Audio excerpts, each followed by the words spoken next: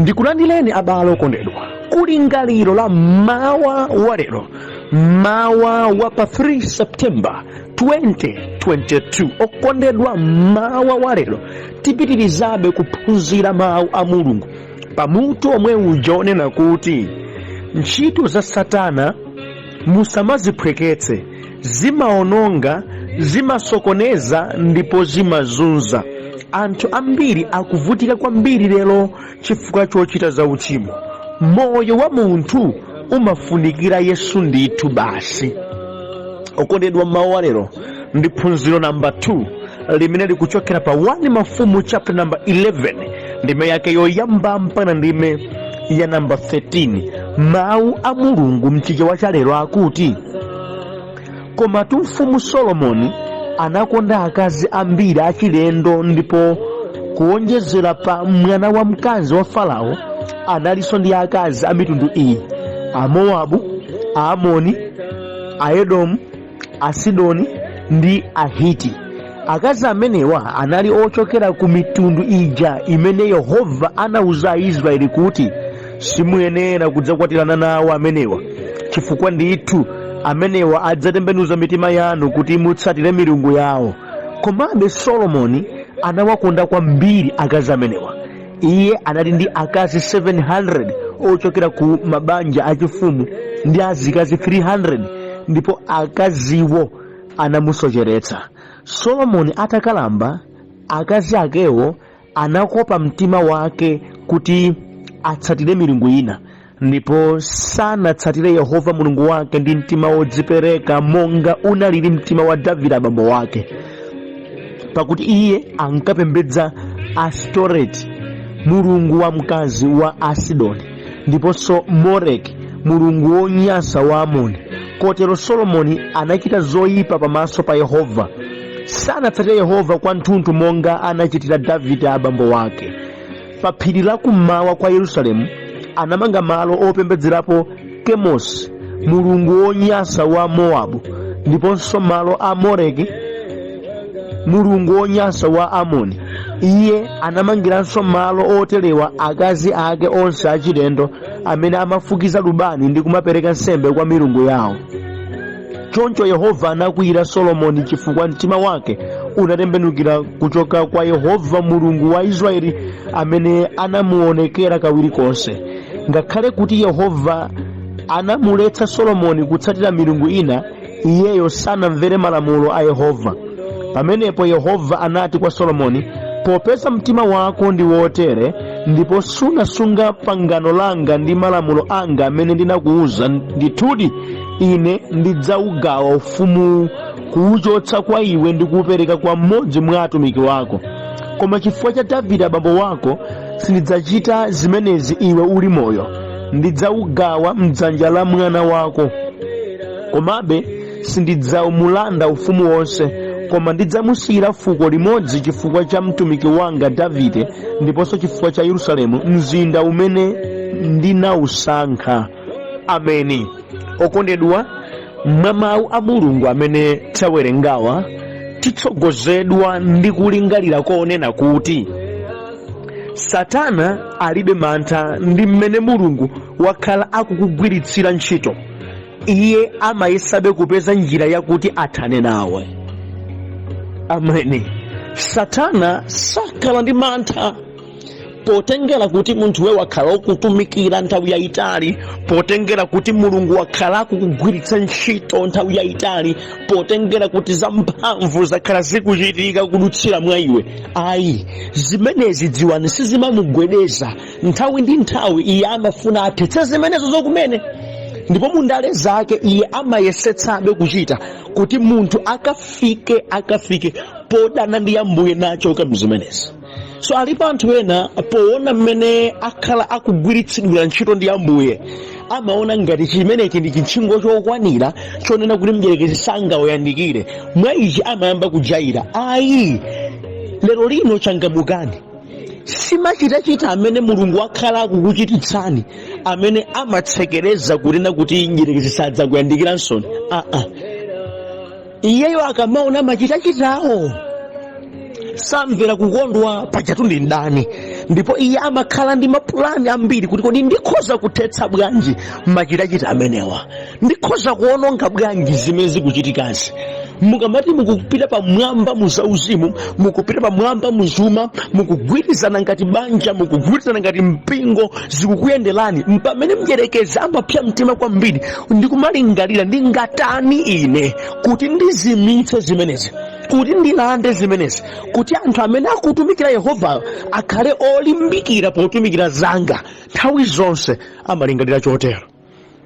Ukondedwa, ichi nchifukwa chake anthu amphamvu ndi otchuka amatha kutayika ngati sasamala.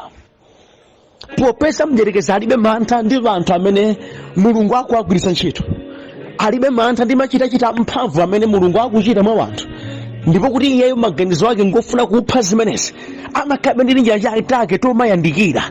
Ndi chifukwa chake anthu ambiri amene akhala amphamvu ku dziko kuno, anthu ambiri amene akhala otchuka ku dziko kuno, amene sadasamale za chimene ndikuyankhulachi,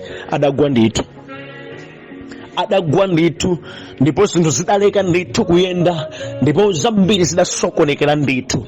Moyo wawo suli monga mmene Mulungu adawunenera kuti udzakhalire. Ayi, adayika poti zibwana, adayiwala pali mdani Satana, adayiwala tili ndi chimdani chofuna kuti wina agonjetsedwe basi. Poyiwala zimenezi adawonongeka. Ndimati mukumbukira abale wanga kuli ndi mdierekezi yemweyu paja amene adakayesa Yesu weniweniyo kuti amugwetse.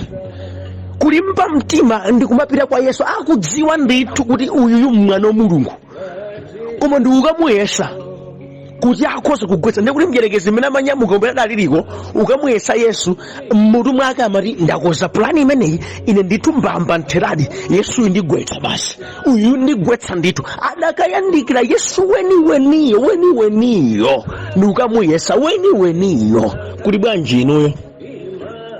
bwanji inuyo? Ndichifeke mukhala osamala, ndichifeke musajayire, ndichifeke inu musazengere m'manja, munafuna mukhale serious kwambiri zedi kuti mukhoza ukamaliza ulendo umene mudawuyamba. Ameni. Okondedwa, kuchita zinthu mojayira ndi molekelera ndi njira yachidule imene Satana amayigwiritsa ntchito kuwononga ndi kusokeza wanthu, kuwaphunzitsa zokoma zimene anyamula ndi kuwasandutsa adani a Mulungu. Ichi chimudziwe, moyo ojayira, moyo olekerera ndi kampata kamene mdierekezi amatha kugwiritsa ntchito kuti akasokoneze zabwino zimene Mulungu adayika mwa munthu. Ndi kampata kamene mdierekezi amatha kugwiritsa ntchito kuti asokeretse anthu. Ndi kampata kamene mdierekezi amagwiritsa ntchito kuphunzitsa zabwino zimene munthu wanyamula.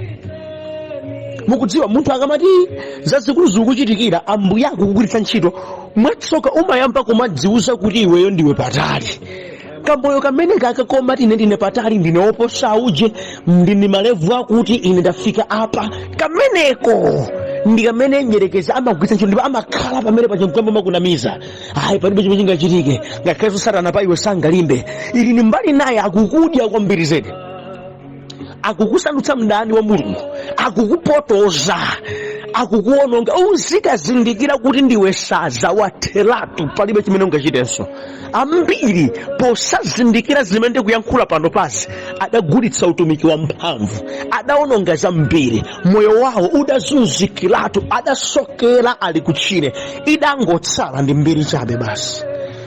Okondedwa, ndimati ndikuwuzeni kuti Satana amapangitsa mathero a munthu kuti akhale oyipa ngakhale chiyambi chake chinali chopambana zedi. Mwa ichi samalani. Mdani wathuyi amatha kupangitsa mathero a munthu kukhala mathero oyipa zedi ngakhale munthu chiyambi chake chinali chiyambi chabwino kwambiri zedi, chinali chiyambi chopambana ndipo wakhala kuchita zambiri, koma mdierekezi amayesetsa kuti akaononge ndi kudetserera zonsezi kuti mathero ake a munthu akhale omvetsa chisoni. Mawa wa lero ndakubweretsani munthu amene ndi wodziwika m'Baibulo, Solomoni. Mfumu Solomoni, okondedwa, inali yotchuka kwambiri zedi.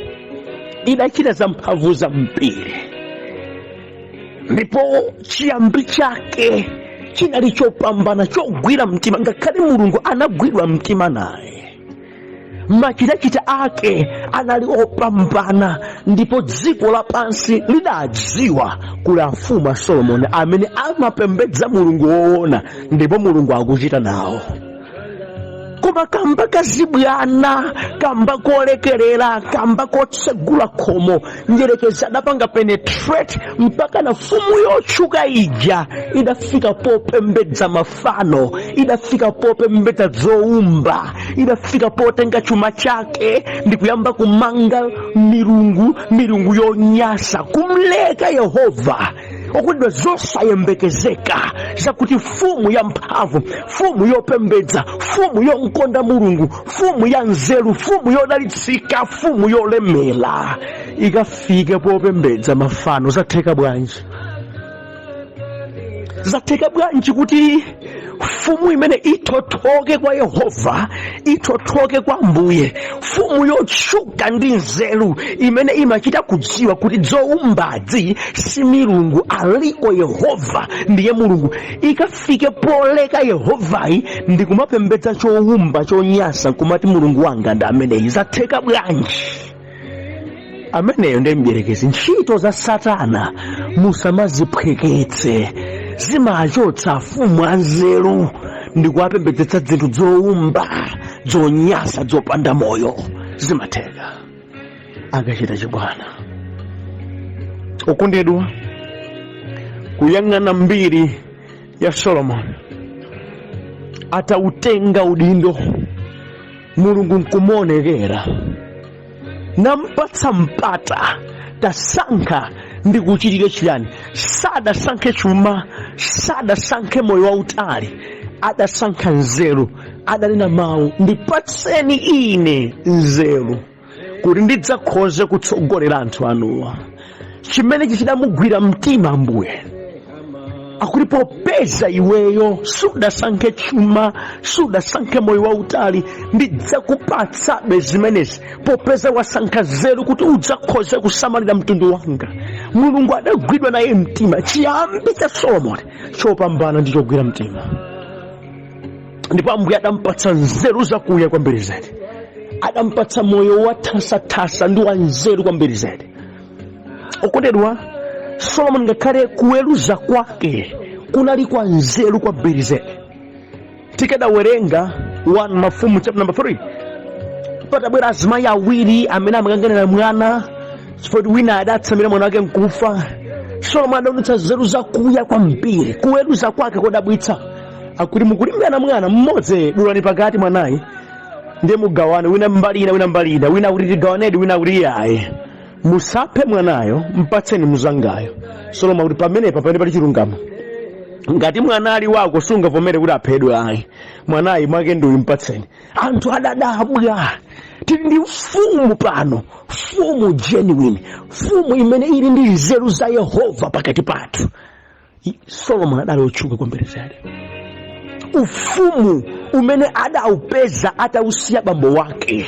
Okondedwa, adautengera pena, adamanga anthu aja pamodzi, adayenda nawo pamodzi, ndi nzeru zakezo adamanga pamodzi. Okondedwa, mu nthawi ya Solomoni Bible kuti adamanga kachisi wa Yehova bullet, chinyumba cha chifumu bullet, ndipo zambiri mmenemo zinali za golide. Adatsogoza Yehova Solomoni, zinthu zabwino kwambiri zedi.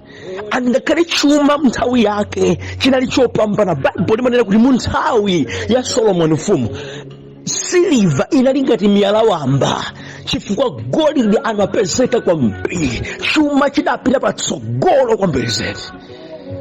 Yehova amachita mwa iye. Tsoka mistake ya Solomoni inali iye amakonda akazi. Pamenepa pamene mdierekezi adagwira. Chikondi chimene ali nacho pa azimayi chimenechi ndi chimene mdierekezi pamenepa mpopa vunda khola ndigwira pamenepa kuti uyu tsiku lina ndidzampembedzetsa mfano amene. Solomoni anakwatira akazi 700 akumabanja achifumu ndi akazi wamba 300 pamodzi 1000 akazi amene mulungu adanena kuti mitundu imeneyi musamakwatirane nayo chifukwa imapembedza milungu ina osati ine. Mwaichi mukakwatirana nawo amenewa adzatembenuza mitima yanu ndi kuyamba kupembedza milungu ina. Lamulo limeneli ankalidziwa Solomoni, koma ayi sadamvere adakakwatirabe amenewa. Mitundu imene mulungu adaletsa mwina potama nzeru zake, poona chuma chimene ali nacho, poona ma achievements amene akhala akuchita, iyeyo adanena ine ndikwatirabe, ndipo chifukwa cha nzeru zanga sangandipiritse kutchira amenewa. I know how to control them. Mistake imeneyo idampangitsa kuti azingwe. Okondedwa, kupita kwa nthawi ya Solomoni adayamba kupembedza mafano, adayamba kutenga chuma chija ndi kumamanga mahema amafano mu Yerusalemu. Ankapembedza mafano, madera pena adamangamo za mafano monga tawerengera. Chachitika ndi chiyani chimenechi? Afumu anzeru aja achita za mphamvu zatheka bwanji kufika pa mulingo umenewu? Ntchito za Satana musamazipweketse, zimaononga, zimazunza, zimasokoneza. Ameni. Kondedwa, muzimenezi tiphunzamo ichi choyambirira. Moyo wa munthu ukhale otsimikizika kukakamira Ambuye pamenepo adzamaliza ntchito. Ameni. Moyo wa munthu ukhalebe wokakamira Ambuye at every level. Moyo wa munthu unafunika ukakamira Ambuye, monga kudali kuti Solomoni adayamba ndi kukakamira Ambuye. Adafunika kuti apitirize kumvera zimene mulungu wanena, asayikepo ndi kutsongoza zofuna zake. Zofuna za munthu zimampiritsa munthu kutchire, chifukwa chakuti adathothoka pa zimene mulungu adanena, osazikakamira, osadzipereka, ndi mmene adaluzira zochuluka. Zatsowa ndikuti moyo wa munthu unafunikabe ukakamira Ambuye. Kaya zamphamvu zikuchitika, kaya mwafika level ya mtundu wanji, kaya inuyo muchite chiyani, moyo wanu unafunikabe nthawi zonse ukakamire mulungu. Basi umvelebe zimene mulungu amanena. Mukhoza kukhala ndi zofuna, koma ngati mawu a mulungu akutsutsana ndi zofuna zanu, zipange drop down, tsatanibe chimene mulungu akunena, mudzakhoza kumaliza ulendo wanu. Chidapweteka ta chimwe na Solomoni nkuti sadamkakamire mulungu monga mawu akanena. Adayiwala mawu amene adakambidwa ndi iye mwini, akuti nekuti nkosatheka munthu kuyenda pa makala amoto osapsa.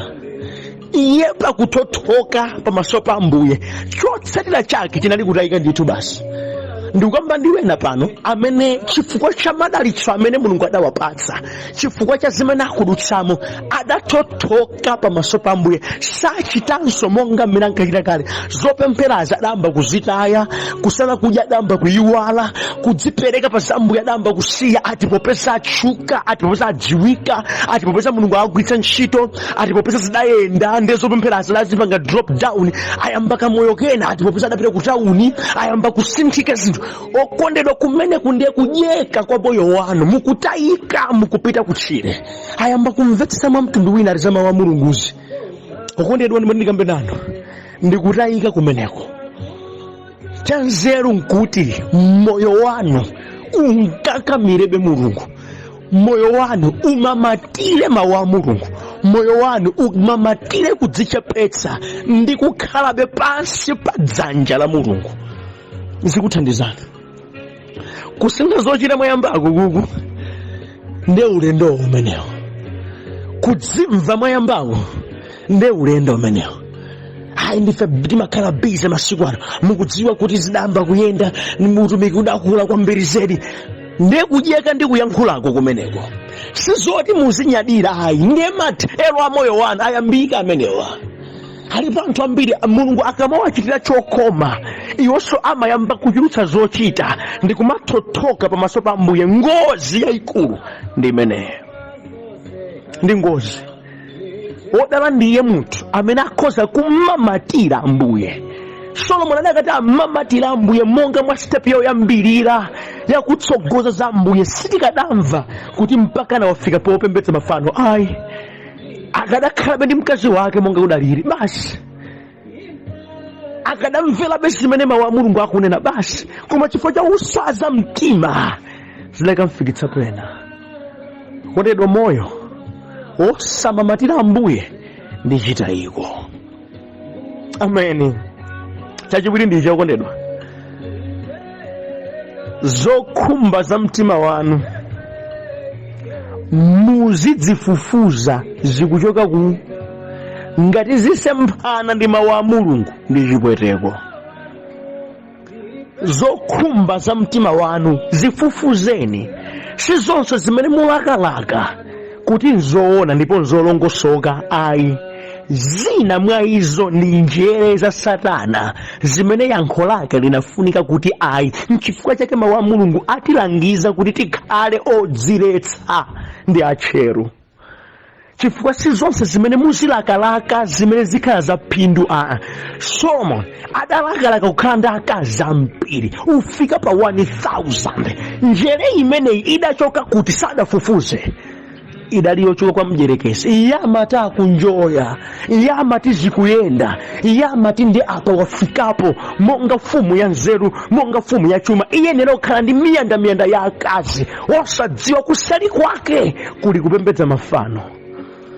Zolakalaka za moyo wanu zipangeni cheke, zikuchoka kuti. Mudzapeza okondedwa kuti zina zimene mmazilakalaka okupangitsani kuti muzilakelake si Mulungu, ndi Satana, ndi njere ya matama, ndi njere ya njerekezi yofuna kukutengerani kuchiwonongeko. Paja mnjerekezi wake ndi kuba, kupha ndi kuwononga.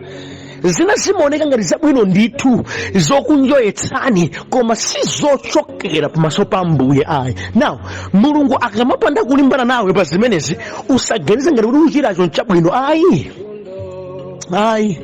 Nyengo zina Mulungu safuna kulimbana nawe, amangokuwuluzira mawu ake. Ndali chani pa izi zimene Mulungu adanena zinafuna zitsatidwe basi. Ngati suzitsata zotseta zake zilipo. Ndikuyankhula ndi wena pano amene amachita kunyadira ndi ufulu wanga, ndi chokhumba cha mtima wanga, ambition yanga, mafuna ndipange izi. Inde ndizofuna zanu, koma kodi zikuchoka kuti? Zikukhala zofuna zanu popeza mukufuna kuchita ndino, koma ndikutsimikiza nthawi zina zimakhala kuti ndi njere imene waponyamo Satana, imene yuka kutengerani kuchiwonongeko. Ndi njere yofuna kukuchotsani pamene mulili, ndi njere yokupangitsani kuti mukhale mdani wa Mulungu, ndi njere yokupangitsani kuti musokere ndithu. Ndiye munthu wotere yakondedwa amakhala wamakani, sakumvanso zimene wena akumuwuza. Ndikukamba ndi wena pano chifukwa chofuna kukwanitsa zokhumba za moyo wawo, adayamba udani ndi Mulungu, adasokoneza banja, adasokoneza ntchito, adasokoneza utumiki, chifukwa chongofuna kuchita chimene mtima wawo umalakalaka. Ngakhale zolakalaka za mtima wanu zifananitseni ndi mawu a Mulungu, zifananitseni, musakhale waphuma ayi, mungatayike. Solomoni amafuna kukhala ndi akazi mpweche, ndipo pochita izi amati ndi wanzeru. Mawu a Mulungu akuti musakwatira akazi amenewa mungadzatayike. Iye amati ayi, ndine wanzeru, I know how to handle them. Sitingatayike, koma ndikufuna ndikwanitsebe chofuna changa pakupanga bypass mawu a Mulungu. Ndimati ndikuwuzani okondedwa, simudzakwanitsa khumbo la moyo wanu mutataya mawu a Mulungu ayi, sidzateka, chifukwa mudzapita kuchiwonongeko.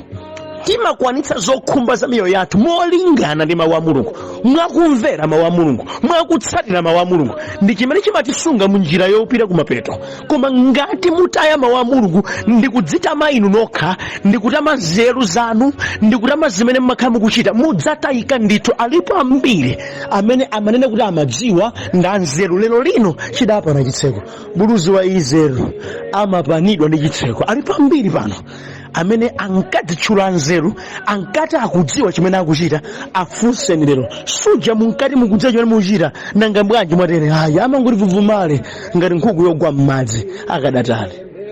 Mtsinje wati nkanena umathera museze. Mulungu sopusa abale wanga kuti akafike poletsa kukwatira akazi achilendo. Ayi, adali ngati ataona, adali ngati atadziwa izi zimatha kuononga, izi zimatha kusokeza. Mmene amanena mawu musapange izi anali cholinga. Solomoni akuti ayi, ngakhale Mulungu watero, ine ndichita kuchita motsutsana ndi Ambuye ndi tsoka lalikulu. Zokhumba za mtima wanu zisamatsutsana ndi mawu a Mulungu, zizigwirizana ndi mawu a Mulungu, mudzachita bwino. Ameni. Chomaliza abale wanga, munthu wina aliyense wopereka mpata kwa Satana amaonongeka. Ichi mudziwe, munthu wina aliyense wopereka mpata kwa mdierekezi amaonongeka. Zilibe kanthu wachoka kuti, wachitapo ziti, wakhala muzotani, Mulungu wamugwiritsa ntchito motani, koma ngati wapereka mpata kwa Satana, amene tiyembekeze chionongeko basi. China chake ndicho chopweteka, chiyembekezeka kuchitika basi. Tandimvani, ngakhale Solomoni adachita zamphamvu zambiri, koma atapereka mpata kwa mdierekezi kudutsira mwa akazi amene adakwatira, adakafika popembedza mafano, adafika pothothoka maso pa Ambuye. Now zimenezi zidamuyipira chauta amene akunena kuti ufumu wakowu ndidzathetsa. Wachita mopusa. Mulungu akumuda Solomoni, sakukondwera naye, chisomo chake akuchitothola chifukwa cha machitidwe otere. Mathelo a Solomoni sanali abwino. Ayi, sanali abwino. Zikukafika apa chifukwa chiyani? Anapereka mpata kwa mdierekezi. Alipo anthu ambiri okondedwa amene sanafunika kuti afike pa mulingo madafika lero, koma chifukwa adapereka mpata pena pake, akakhala nkumafa uthenga ngati umene ulalikira, amakumbukira paja pamene ndasokonezera zinthu apo, nkadadziwa sinkadachita, ine tutsoka ili ndaliyambira paja pamene ndaonongera zinthu zanga. Adapereka mpata. Nawo kupereka mpata kwa Satana kuti atenge ulamuliro wa moyo wako, ndithu mathelo wake nkuti katsoka kena kake kama kuchitikira. China chake chimasokonezeka, tsogolo limasokonezeka, zabwino zimatha. Ndichifukwa ndikukuchenjezani kuti ntchito za Satana musaziphweketse, zimaononga. Izi mwayamba kukondazi chemwali, mpata mwayamba kupereka kwa mdierekeziyo, mudzalira nawo ndithu. Ayi, ndi mbiri yanganu yamphamvu. Tiukamba kuti mdierekezi saona mbiriyo. Ayi, alipo ambiri zawo zokoma zamphamvu, leloli ndi anthu osadziwika. Tikamaona ngakhale abale athu oyimba ambiri adayamba bwino kwa mbiri zedi, adakati apitiliza zimene zomwe zionopa akutchukitsa ngati dziko la Malawi, koma chifukwa chokonda zinthu zachabechabe adapereka mpata kumowa, adapereka mpata kuchimasomaso, adapereka mpata kusina zopanda pake. Lero adathelatu tsogolo lonse, maluso onse mdierekezi adakhazika pansi. Alipo atumiki ambiri adayamba ndi mphamvu kwambiri kuligwedeza dziko la Malawi, adapereka mpata kwa Satana pena pake, adakhazika pansi.